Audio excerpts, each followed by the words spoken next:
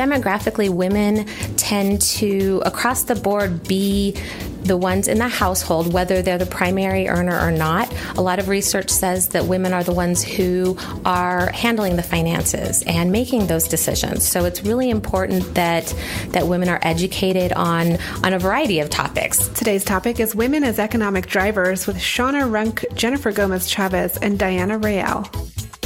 Welcome to the Well Woman Show, where we interview women executives, leaders, and entrepreneurs. And you're listening to the Well Woman Show, where motivated women achieve fulfillment and well-being. You're listening to the Well Woman Show. Take time for myself by coming to things like Well Woman Drinks. To be accepting of myself no matter what. Step away from judgment as much as possible. You're listening to the Well Woman Show. You're going to be in for a good ride. I don't regret anything. Everything I've ever done, I've learned from it, one way or another, good or bad. Being a little bit selfish for yourself, put your own oxygen mask on first and then give what's left. I'm a woman. I would prefer to tell my own story. My story, though it's very personal, is universal. You're listening to the Well Woman Show. And now your host, Giovanna Rossi. Hi, Giovanna Rossi here, and welcome to another episode of The Well Woman Show, where I interview women leaders, executives, and entrepreneurs about their lives and their road to becoming and being who they are today. Are you feeling burned out or finding it hard to focus on your goals? Or are you in transition? Well, you're not alone. We all need to activate our superpowers. These are the internal strengths and abilities we all already have but don't use all the time. Superpowers can be cultivated, and they include empathy, love, intuition, courage, and more. As always, this episode is brought to you by Well Woman Life, a global community of women living our best lives. Whether it's your health, relationships, your money, or making an impact in your community and the world, Well Woman Life has you covered. You've made a commitment to not settle, to use your voice, and to live your best life. Well Woman Life offers annual memberships, workshops, and retreats to support you. Check out wellwomanlife.com/Facebook to join our growing community. Now back to the show. Today's topic is women as economic drivers, and hopefully by the end of the show, you'll be inspired by the incredible work happening to support women in financial literacy and education.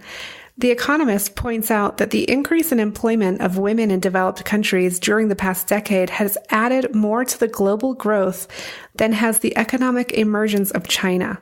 In the United States alone, women own nearly 8 million businesses, accounting for $1.2 trillion of our gross domestic product. But in New Mexico, nearly half of all female-headed families are living in poverty, and while 12.6% of white non-Hispanic women are living in poverty in New Mexico, almost 23% of Latina women and 28% of Native women live in poverty. So how can women in New Mexico be included in efforts to improve women's economic security? In other words, how do we address the barriers to entry for women's economic participation?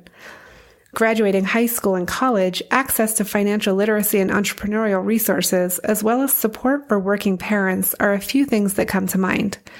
On the show today to talk about this are my guests, Shana Runck, Assistant Vice President for Community Relations at Nusenda Credit Union, and two of her community partners, Jennifer Gomez-Chavez and Diana Rael. The free giveaway today is a roadmap to financial security from Nusenda Credit Union, available at wellwomanlife.com/086show. I like this giveaway because it gives you a worksheet you can use to create your roadmap right away.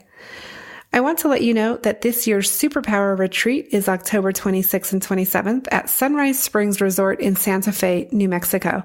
So check out wellwomanlife.com/retreat for more information. You can also continue the conversation in the Well Woman Life community group at wellwomanlife.com/Facebook. Now let's get started with the show. So Nusenda has been very involved in the community since we began in 1936. And as a credit union, Nusenda is a cooperative, which means all of our members are also owners. We have over 160,000 member owners since we started in 1936. So for 80 years, Nusenda has been investing in New Mexico, impacting the social and economic health of our community, as well as investing in economic development, innovation, and education to build exciting future for generations to come. Financial capability is really one of the forefront efforts that Nusenda is very dedicated to in our community.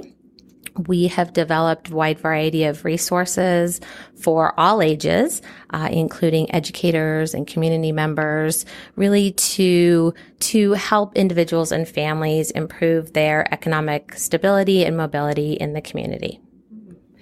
And what do some of these resources look like and some of the partnerships?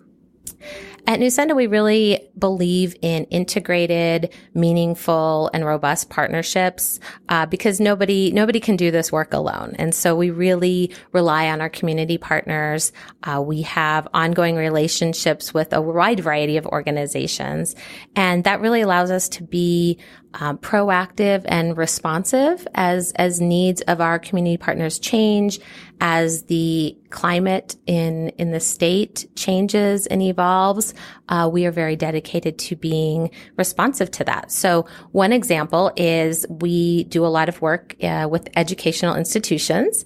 Our roots as a credit union are in education, so we're very dedicated to working with educators.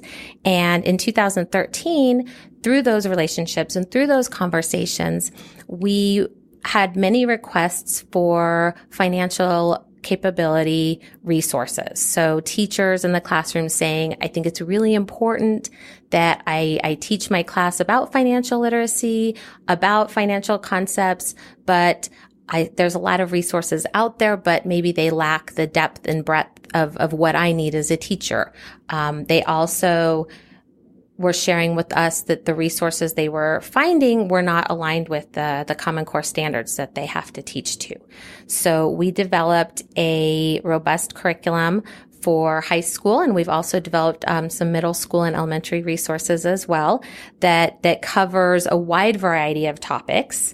So we talk about budgeting and savings, which is very important, as well as credit. But we also talk about how to buy a house or buying your first car. A lot of those things that many of us just kind of learned as we stumbled through it the first time.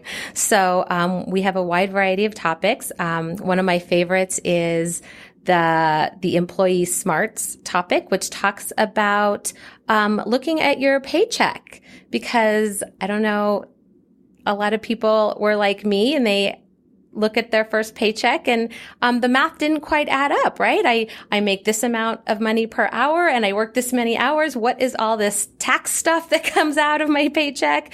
So we talk a lot about that because that can be a very rude awakening sometimes when you get your first paycheck. Okay. And for people, buying their first home and taking a loan and these examples that you gave, why is it important to focus on women? And is there a specific perspective or angle that you take when you're doing education with women? Well, we know that demographically women tend to, across the board, be the ones in the household, whether they're the primary earner or not. A lot of research says that women are the ones who are handling the finances and making those decisions. So it's really important that women are educated on a variety of topics. Like you said, how to, buying a house, getting a mortgage is a very overwhelming experience, or it can be. So just knowing kind of what to expect and being prepared for those things.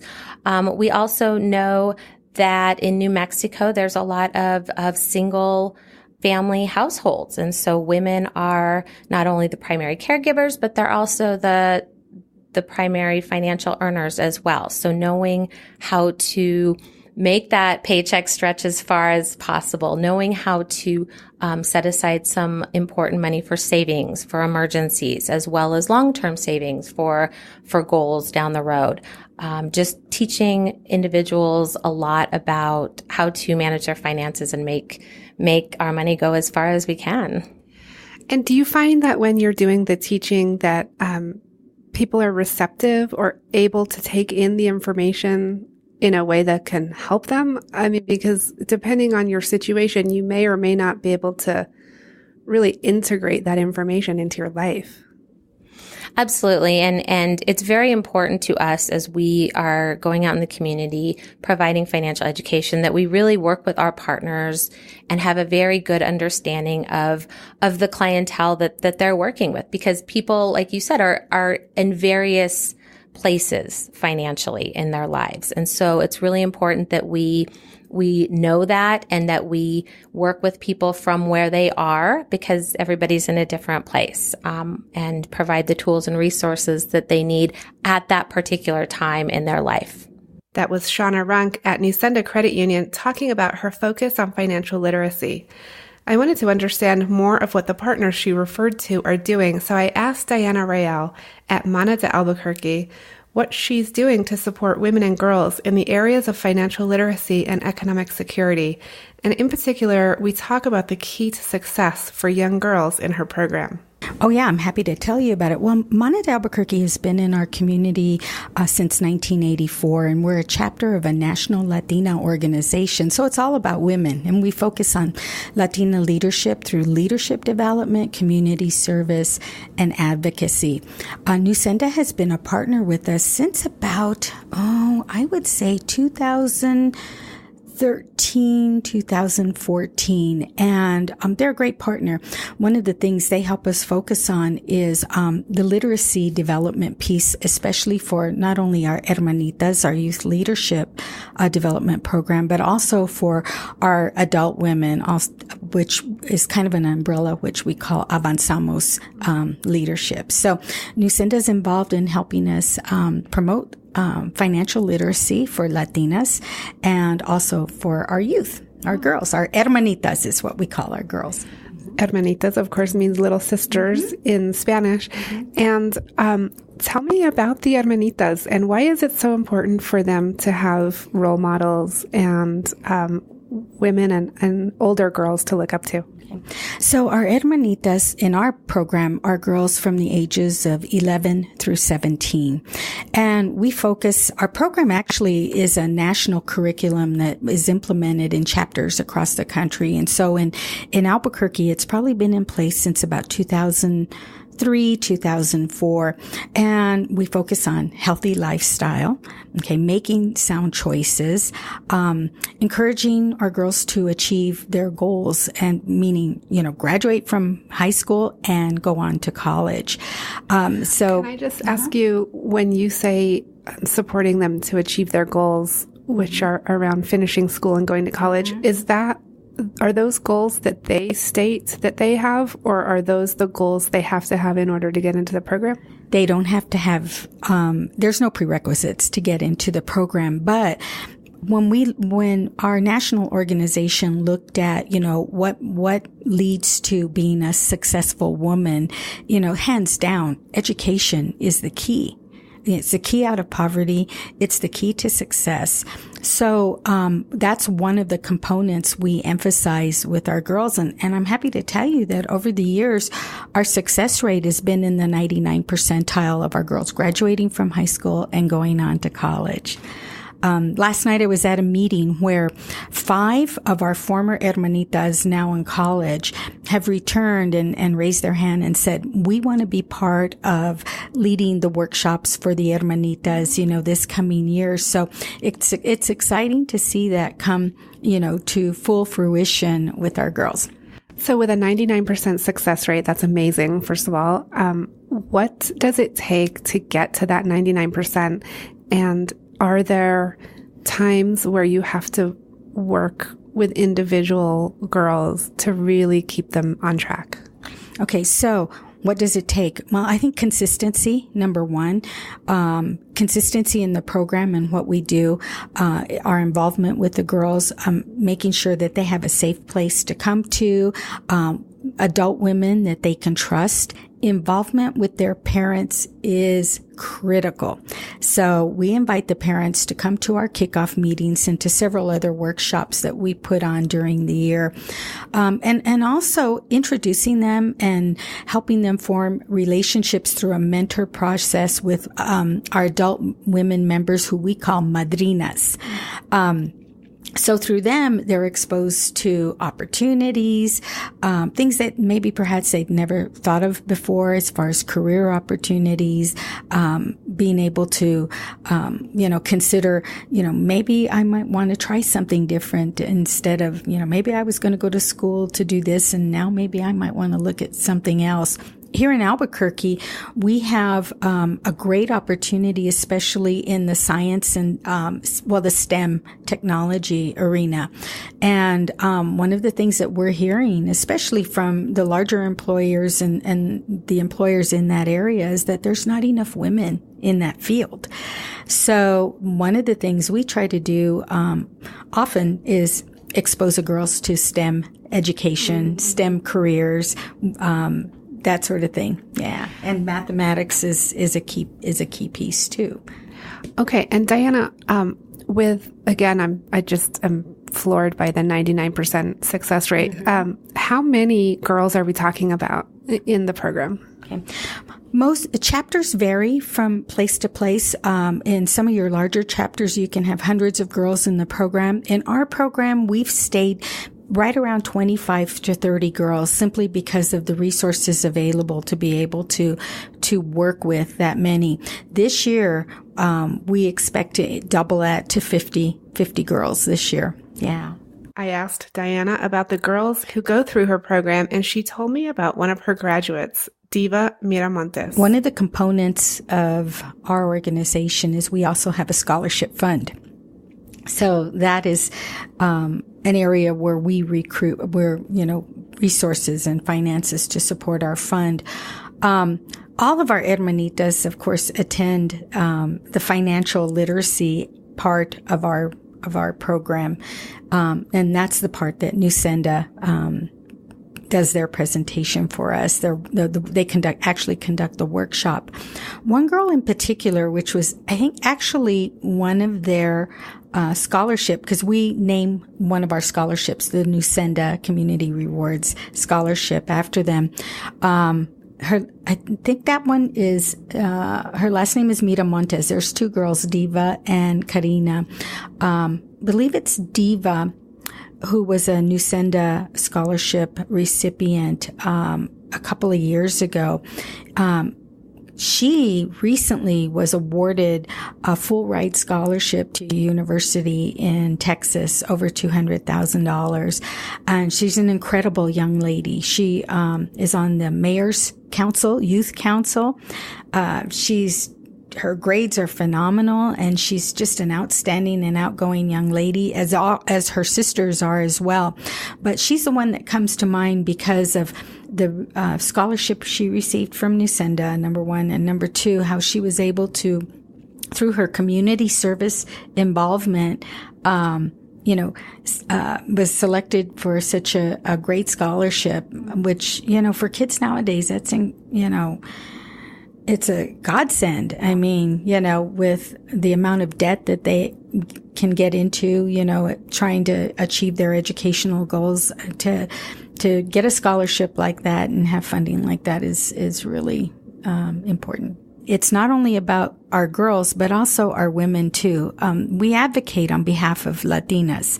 I don't know if you know this, but Latina women are among the poorest of the poor. When you look at earning power, we earn probably less than any other group, less than white women, less than black women. It's somewhere around 64 cents on the dollar. And when I joined MANA back in 1996, it wasn't much better. It was right around there, and we haven't made much progress in that regard. So, yeah, we have work to do. From a financial literacy standpoint, there's a big need in that area. So, all you women out there in New Mexico that have expertise in saving money and making money and learning how to manage, we need your help, and we hope you join. Next, I talked to Jennifer Gomez-Chavez at the University of New Mexico about what they do to support women to succeed in college and how they address the number one barrier to women's success in college, including emergency funding, one-on-one coaching, financial literacy classes, and loan forgiveness. So my role at the University of New Mexico has been has encompassed looking at strategies to help students succeed. And as we look across higher ed institutions, as we look at enrollment, we see that women are attending universities at a higher rate. And so our goal here at the university is to make sure that all of our students have access and success toward completing a degree. And as you well know, that once our students have a degree, then they have a higher opportunity to gain full employment, to have opportunities to serve in different capacities, which then they're able to contribute back to our economy here in our city, in our state, and to the nation. And so we felt that we needed to look at the different barriers that our students were having. And so we identified that the number one barrier for that keep our students from continuing on their path toward degree completion is finances. And so together with Nusenda Credit Union and the University of New Mexico, we decided that it was important to launch a strategy to help those students who were stopping out or dropping out because maybe they had a financial emergency that kind of led them in a difficult path toward completing their degree. And so we developed Powering Success Coaching, which is an initiative to provide emergency funding to students who face a financial challenge. And so our goal is to keep students on track. And as you know, many women are mothers, are maybe not mothers, but they're contributing to their family as a family member. We know in New Mexico we're one of the poorest states, and so a lot of students that we encounter are actually working to contribute toward their family financial stability. And so this Powering Success Coaching really allows the students to get financial support so that they stay on track. Okay, so that's interesting. The number one barrier to completion was financial. And so it's always amazing to me that one incident in someone's life can completely derail them from their track that they're on. So whether it was, I don't even know what the issues probably were, but whatever the emergency was, whether it was health or losing a job or losing a spouse or whatever, one thing can really derail, someone from their financial plan and their ability to pursue what it is that they were pursuing. Did you find that, what were the financial issues that people were having? So some of the issues that we see are exactly those that you have pointed out. Divorce is a big issue that we often see. So let me just interrupt you. Sorry. Divorce, that's because that's pretty common. And so presumably in that situation, the woman is in school, gets divorced, no longer has, access maybe to her husband's health insurance, no longer has so many more financial obligations. And so she says, well, I'll just quit school so I can focus. So your program says, no, don't quit school. Come and see us. Yes. What we try to help is provide that emergency financial fund to allow students to stay in school and stay on track. We often find that any student who either drops out or stops out, it's less likely for them to come back. So our goal is really to provide that support so that they can continue. And you're right. Other, illnesses, when it comes to divorce, for example, we had a female student who was being abused, which then she got divorced. And so what we provide is also not just the funding, but we provide coaching. So we have an individual, her name is Bernadette Hardy, who works one-on-one with any student who applies for this emergency funding. And she's available to help those students connect to resources, checks on their grades, really provide that personalized support that students need so that they understand that they're not going through these challenges alone. So anyone who applies can be accepted? Or is it like a review and you have to be selected? So there is an application process and it's reviewed, and if accepted, then there's certain requirements students have to meet, such as attending financial literacy workshops, ensuring that they're meeting with their coach. And so those are the requirements. But the wonderful thing about this partnership is that if students start paying their loans back, which is, the minimal amount is very, very small. Students, and if they graduate, then the loan is forgiven. So again, trying to empower students to stay on track, supporting them, but also incentivizing them at the end that if they earn their degree, then the loan will be forgiven. Jennifer, what would you like to say to women who may be listening, who either are in a situation where they need support or they know someone who might need that kind of support? What would you say to them? Well, to all the women out there, just know that there are so many programs and services and individuals that want to help you, and that you're not alone. No matter what your struggle is, no matter what your dreams are, there are numerous programs and individuals that are willing and ready to help. And so I would say to connect. If you don't feel comfortable connecting to somebody that's at the university or, but connect with your friends and family. A lot of times they know other people who they can connect you to. Sometimes I know that, we're either embarrassed or we don't want to seem that we're weak.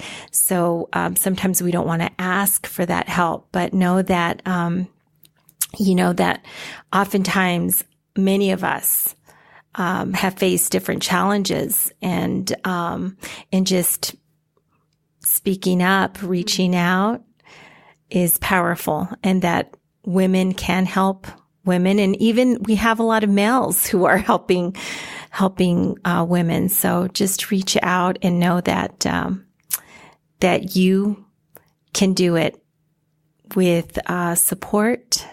And we have a wonderful community here, not just at the university, but throughout this state with wonderful community organizations. Okay. Thank you so much, Jennifer Gomez-Chavez, for being on the program today. Thank you. That's it for our show today. Remember, if you need support to live your Well Woman life, head over to wellwomanlife.com/Facebook to join us. Our monthly live event, Well Woman Drinks, brings women together to share our successes and challenges as women, leaders, moms, aunts, sisters, and all the other roles we carry. If you'd like to attend a Well Woman Drinks near you, or if there isn't one in your city yet and you'd like to start one, email info@wellwomanlife.com. If you enjoyed the show, please take a moment and subscribe in iTunes and leave a review. This helps raise visibility, which is super helpful when it comes to producing the show every week. For feedback, comments, or just to let me know you were listening today, find me on Facebook, Twitter, and Instagram @WellWomanLife.